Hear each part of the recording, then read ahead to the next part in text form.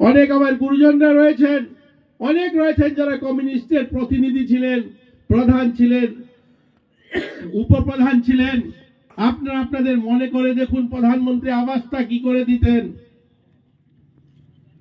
৩৫ বছর কমিউনিস্টের শাসন, ৩৫ বছরের শাসনে মাত্র ৬০,০০০ ঘর দিয়েছে।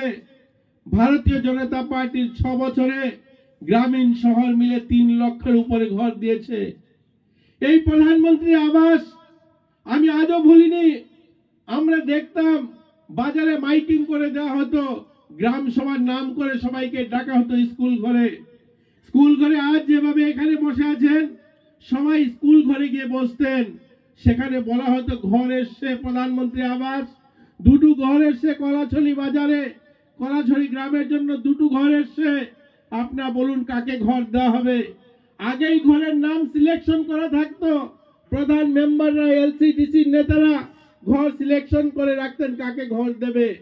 শুধু সবাইকে ডাকার জন্য, সেই হলে নিয়ে আসার জন্য গ্রাম সভার নাম করা হতো।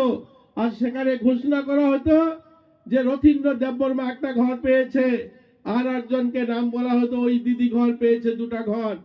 ঘরের টাকা দেওয়া হতো না, ঘরের নাম ঘোষণা করা হতো। আমি এই কথাটা বলছি আপনাদেরকে স্মরণ করিয়ে দেওয়ার জন্য। আপনাকে বলা হতো ঘর পেয়েছেন, আপনি তো খুশিতে চলে আসতেন ঘর পেয়েছেন। 15 দিন, 1 মাস, 2 মাস ঘরের টাকা কোথায়? প্রধান পঞ্চায়েত সেক্রেটারিরা ব্যাংকে গিয়ে টাকা তুলে এনেছে।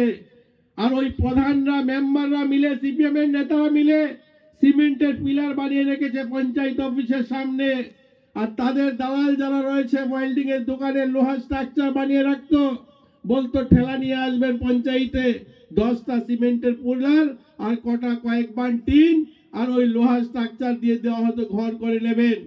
এই গরিব মানুষ ঘর করবে কোথায় থেকে? বারবার মিছিলে হাঁটছে, দাদা ঘর পেলাম, আপনার টিন দিলেন, লোহার স্ট্রাকচার দিলেন, পিলার দিলেন, ঘরটা করব কি করে? আচ্ছা ধরো 10,000 টাকা নিয়ে যাও, ঘর করে নেবে।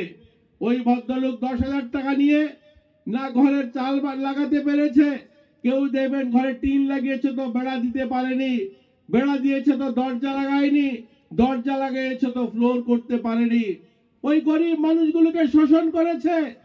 আজ প্রধানমন্ত্রী নরেন্দ্র মোদীজি আসার পর আপনার স্বপ্নের ঘর আপনার মতো করে তৈরি করছেন। আপনার নামে ঘরের স্যাংশন এসছে তো আপনার অ্যাকাউন্টেও টাকা চলে আসছে।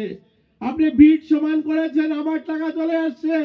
নিন্টেল পর্যন্ত করছেন তো আবার টাকা আসছে। আপনার স্বপ্নের ঘর আপনার মতো করে করছেন। কিন্তু একটা সময় আমরা দেখেছি ওই গরিব মানুষগুলোকে শোষণ করা হয়েছে, গরিব মানুষকে তার অধিকার দেওয়া হয়নি।